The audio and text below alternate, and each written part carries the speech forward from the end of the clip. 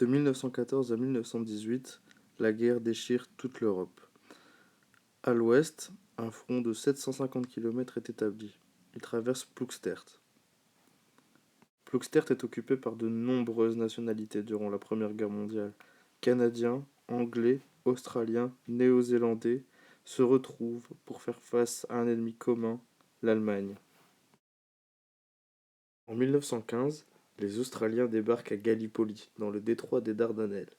Établis depuis 1914 en Égypte avec les autres membres du Commonwealth, les Australiens arrivent à Gallipoli où leur attend un cruel échec. Les Turcs, partisans des Allemands, profitent de leur connaissance du territoire pour battre les membres du Commonwealth.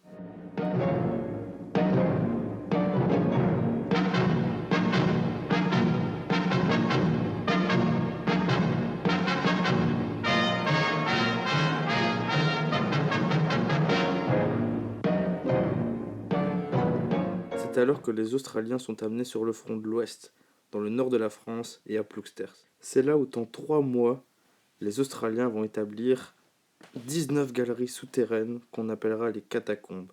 La Royal Australian Engineering, composée essentiellement d'officiers et d'ingénieurs, va établir 19 galeries souterraines afin d'y loger 1200 hommes, un hôpital et une cantine.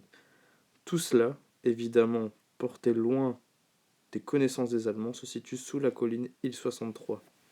Replongeons dans cette histoire qui a changé le déroulement de la guerre à Ploegsteert. Je suis Adam Federici, officier australien. Je suis accompagné pour la construction d'un tunnel des catacombes par James Jago, un soldat australien, et Matthew Ryan, un de mes autres soldats australiens. Il y a maintenant 1 mois, nous avons entamé la construction des catacombes. La construction doit être effectuée le plus rapidement possible, sans bruit, pour ne pas attirer l'attention des Allemands. Jour, nuit, nous travaillons sans relâche, avec notre armée d'ingénieurs et de soldats. Tout le monde participe à la tâche. Pendant des mois, nous avons contribué à la construction des catacombes sous Il-63.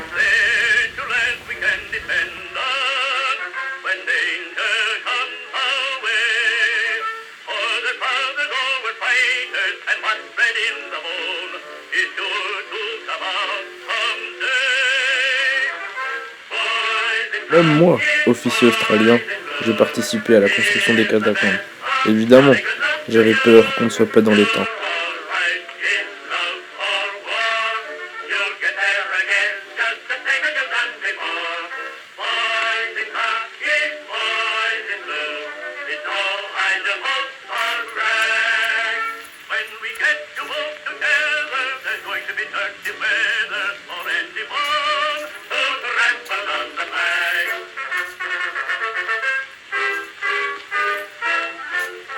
Nous avons quand même réussi. En 3 mois, les catacombes d'Il-63, surnommées Wallangara, en aborigène australien, étaient prêtes à accueillir 1200 personnes. C'est alors qu'on prépara l'inauguration. Pour cette occasion, nombreux membres du Commonwealth étaient invités.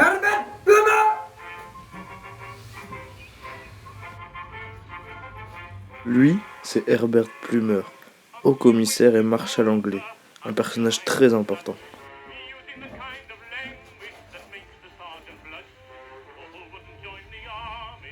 Daniel Arzani!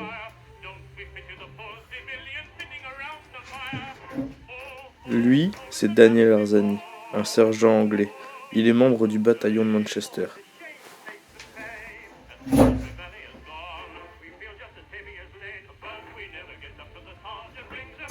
Lui, c'est un sacré personnage.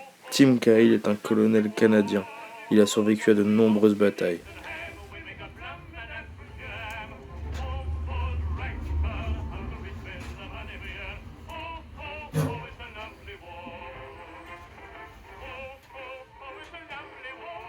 Dieter Bryant?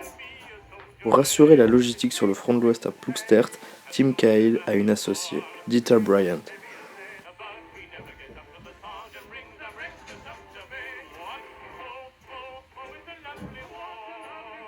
Enfin, en tant que représentant des forces australiennes, j'étais heureux d'accueillir mon ami Tommy Ricketts, soldat à mes ordres, qui allait nous présenter les plans de Wallangara et de nos catacombes construits en 3 mois qui allaient changer le déroulement de la guerre sur le front de Ploegstert.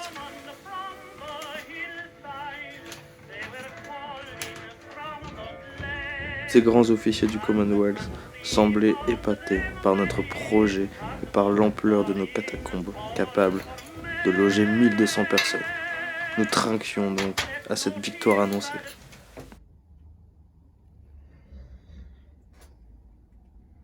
J'oubliais, lui, c'est Mackenzie, un soldat australien, très fidèle.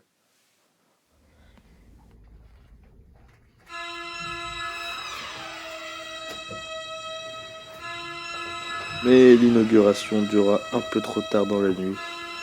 Les plans ont disparu. Les plans ont disparu.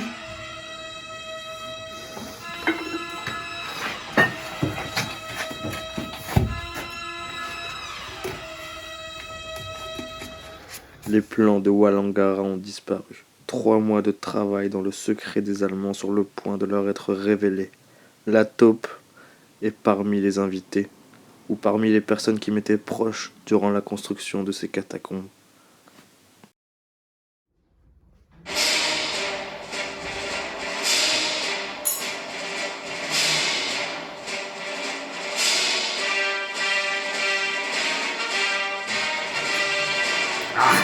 Very good. Ah, ouais, ça va. Ah, very good.